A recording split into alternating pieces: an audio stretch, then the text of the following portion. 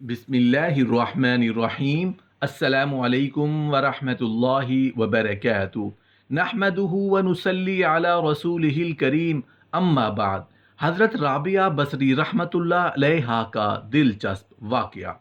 हज़रत राबिया बसरी रहमतुल्लाह अलैहा शब रोज़ में 1000 नवाफिल नमाज अदा किया करती थी। लोगों ने आपसे पूछा कि अल्लाह पाक औरत से कब खुश होते हैं। आपने जवाब में फरमाया, उस वक्त जब वो खौफ खुदा से इबादत करती हैं और अपनी असमत और हया की कदर करती हैं।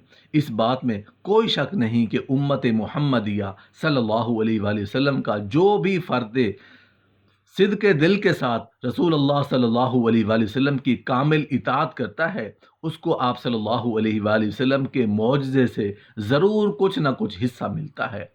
फ़र्क सिर्फ इतना है कि खर के आदत से शय का इजहार नबी से हो तो उसका मौजज़ा कहते हैं, और अगर वली से हो तो उसको करामत कहा जाता है। ये करामत सिर्फ इत्तिबा सुन्नत से ही हासिल होती है।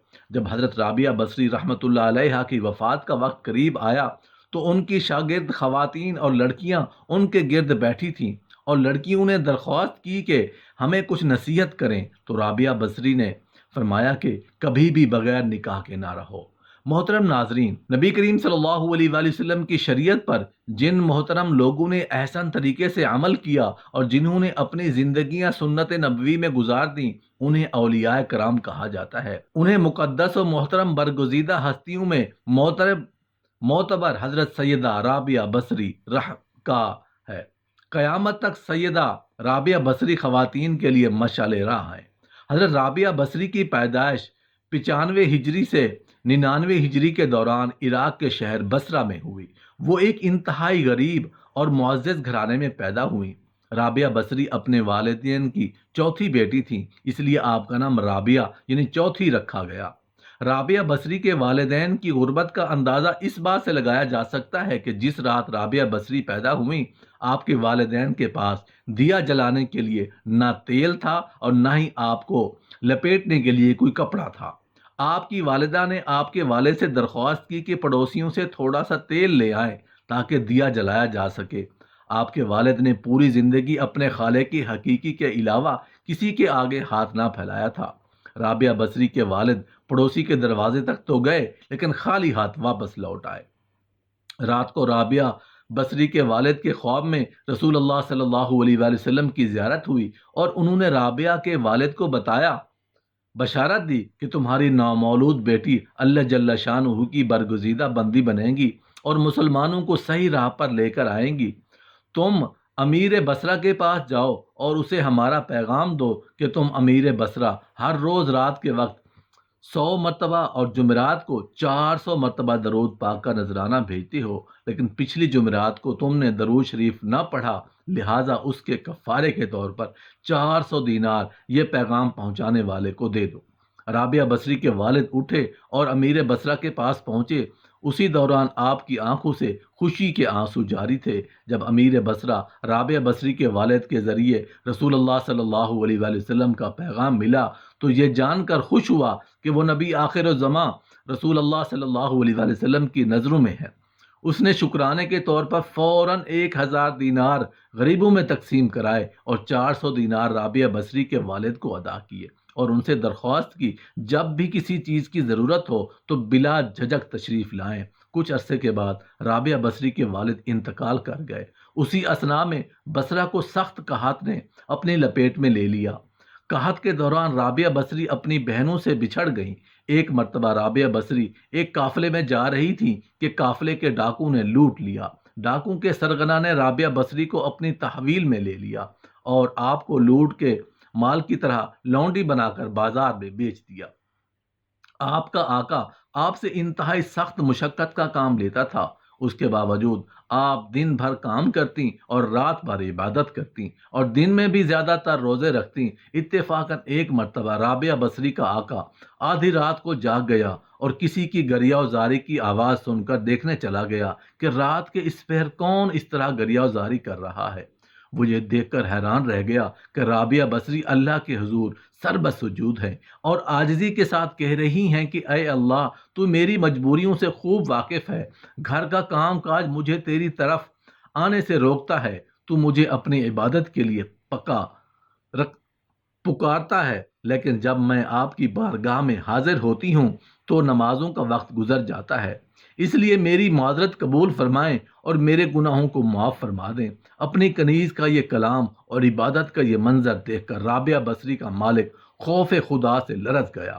اس نے یہ فیصلہ کیا کہ ایسی اللہ والی کنیز سے اپنی خدمت کرانے کی بجائے یہ بہتر ہوگا کہ اس کی خدمت کی۔ صبح آپ کا مالک آپ کی خدمت میں حاضر ہوا اور اپنے فیصلے سے آپ کو آگاہ کیا۔ اس نے کہا، آج سے آپ میری طرف سے آزاد ہیں۔ اگر آپ اپنی خوشی سے اس گھر میں قیام کریں تو یہ میری خوش نصیبی ہوگی، ورنہ آپ اپنی مرضی کی مالک ہیں۔ لیکن اگر آپ یہاں سے کوچ کر جانے کا فیصلہ کرتی ہیں تو میری بس ایک ہی درخواست ہے کہ میری طرف سے کی جانے والی زیادتیوں کو اس ذات پاک کے صدقے معاف کر دیں جس کے لیے آپ راتوں کو جاگ جاگ کر عبادت کرتی ہیں۔ محترم ناظرین، جو بھی انسان اللہ پاک کا ہو جاتا ہے تو اللہ جل شانہ اس کی حفاظت اور نصرت فرماتے ہیں، اور دنیا کی کوئی طاقت بھی اس کو نقصان نہیں پہنچا سکتی۔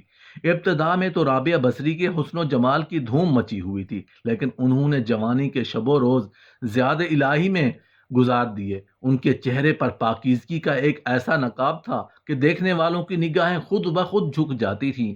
اسی زمانے میں ایک نوجوان نے انہیں رات کے وقت چاند کی طرح داکھتے دیکھا تو وہ آپ کو کوئی غیر مرئی مخلوق سمجھ کر بھاگ اٹھا، لیکن دوسری صبح جب وہی چہرہ اسے بصرہ کے ایک بازار میں نظر آیا تو وہ عقل خود سے ہاتھ دھو بیٹھا اور رات دن اسی کے تصور میں رہنے لگا۔ آخر کار دل کے ہاتھوں مجبور ہو گیا تو لوگوں سے پتہ پوچھا اور حضرت رابعہ بصری کے گھر جا پہنچا۔ آپ کہا کرتی تھیں کہ دل کے دروازے ہمیشہ کھلے رکھو، کیا معلوم محبوب کس وقت دستک دے دے، مگر گھر کے دروازے بند ہوں یا کھلے ہوں ان کی دانست میں برابر تھے۔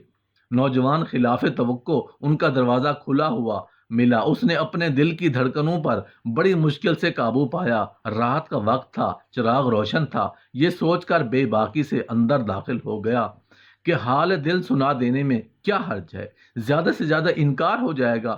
واپسی کا دروازہ بہرحال کھلا ہوا ہے، لیکن جب وہ اندر پہنچا وہاں کوئی نہیں تھا، البتہ چھت سے ایسی پرسوز آواز آ رہی تھی کہ زیر لب کوئی ہجر کا رونا رو رہا ہے۔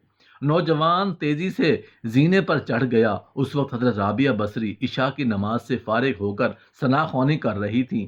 پروردگار، ستارے روشن ہو گئے، لوگ سو گئے، بادشاہوں نے دروازے بند کر لیے، ہر محبوب اپنے محبوب سے محو راز نیاز ہوئے، اور میں تیرے سامنے کھڑی ہوں۔ نوجوان پر سختہ طاری ہو گیا۔ اسی اثنا میں حضرت رابعہ بصری نے پلٹ کر اس کو ایسی قہر آلود نظروں سے دیکھا کہ اس کی زبان گم ہو گئی۔ رابعہ بصری نے اس کے قریب آ کر پوچھا، کیا تم مجھ سے شادی کی درخواست کرنے آئے ہو؟ نوجوان نے لرزتے ہوئے ہاتھ سے اپنی زبان کی طرف اشارہ کیا، وہ بول نہیں سکتا۔ حضرت رابعہ بصری نے کہا کہ اس سے پہلے کہ زبان کی طرح تیرا دل بھی چپ ہو جائے، تو جس راستے سے آیا ہے اسی راستے سے لوٹ جا۔ وہ جوان صرف آنکھوں سے التجا کر سکتا تھا کہ اے نیک خاتون، میری گویائی مجھے واپس دے دے، میں تیرے مرتبے سے واقف نہیں تھا، مجھ سے غلطی ہوئی، مجھے معاف کر دے۔ لا علمی ہمیشہ قابل معافی ہوتی ہے۔ اس کی خاموش آنسوؤں کے جواب میں حضرت رابعہ بصری نے کہا، نوجوان، اگر تو نے مجھے کوئی زیادتی کی ہوتی تو میں تجھے یقیناً معاف کر دیتی۔ میں نے خود کو بہت پہلے اپنے رب کے حوالے کر دیا تھا۔ اب یہ معاملہ تیرے اور رب کے درمیان ہے۔ معافی مانگنا ہے تو رب سے معاف۔ تو صدق دل سے توبہ کرنے کا ارادہ کرے تو شاید توبہ کی خاطر تیری زبان کھل جائے۔ یہ کہہ کر حضرت رابعہ بصری نماز کے لیے کھڑی ہو گئیں۔ نوجوان بھی بے اختیار سجدے میں گر گیا۔ وہ رو رہا تھا، نامعلوم کب تک روتا رہا۔ جب اسے ہوش آیا تو زبان کھل چکی تھی، توبہ توبہ کا ورد کر رہی تھی۔ بصرہ کے بازاروں میں کئی سال تک ایک نوجوان گرمی اور سردی سے عاری ہو کر توبہ توبہ کے نعرے لگاتا رہا۔ اس کے نعروں سے بصرہ کی راتیں گونج اٹھتی تھیں اور بچے سہم کے ماؤں کے سینوں سے دبک جاتے تھے۔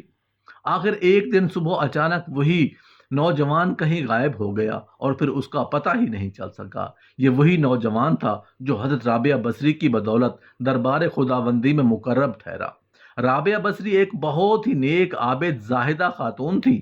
لوگ آج اس کی عبادت کی مثالیں دیتے ہیں۔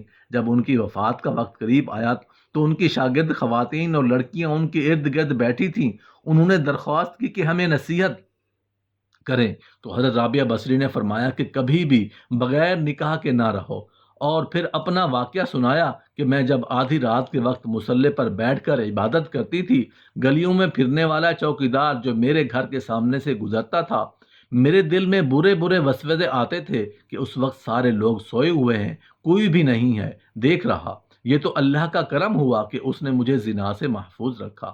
اس واقعہ سے آپ اندازہ لگائیں کہ رابعہ بصری جیسی پاک دامن اور عابدہ زاہدہ خاتون کو ایسے وسوسے آ رہے ہیں جو آج کل کے معاشرے میں جہاں ہر طرف سے بے حیائی، بے پردگی اور بے دینی کا ماحول غالب ہو، ایسے میں کون عورت ہے جو اپنے آپ کو بچائے گی؟ فرمایا، نکاح کے بغیر زندگی کا اسلام میں کوئی تصور نہیں۔ اللہ کے نبی صلی اللہ علیہ وآلہ وسلم نے بھی شادیاں کی اور بیک وقت 9 بیویاں چھوڑ کر انتقال فرمایا۔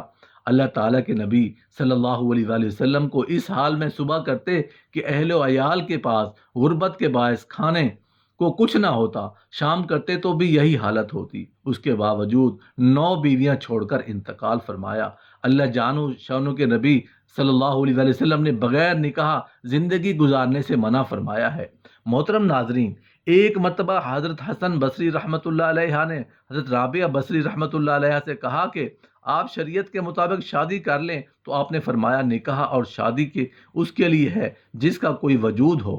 یہاں نہ میرا کوئی وجود ہے، نہ میں اپنی مالک ہوں، اللہ تعالیٰ کی مملوک ہوں۔ ایک مرتبہ کچھ اور لوگوں نے بھی آپ سے کہا کہ آپ شادی کر لیجئے۔ فرمایا، اگر 3 فکروں سے مجھے بے فکر کر دیجئے تو میں ضرور شادی کر لوں گی۔ نمبر 1، کیا میں دنیا سے اپنا ایمان سلامت لے جاؤں گی؟ نمبر 2، روز محشر میرے دائیں ہاتھ میں نامہ اعمال دیا جائے گا؟ نمبر 3، قیامت کے روز جب لوگ دائیں جانب سے جنت اور بائیں جانب سے دوزخ میں پہنچائے جائیں گے تو مجھے کس جانب سے پہنچایا جائے گا؟ لوگوں نے کہا کہ اس کا علم تو صرف اللہ کو ہی ہے۔ رابعہ بصری نے تقریباً 88 سال کی عمر پائی۔ آپ نے اپنی آخری سانس تک عشق الہی کی لذت اور سرشاری کو اپنا شعار بنائے رکھا۔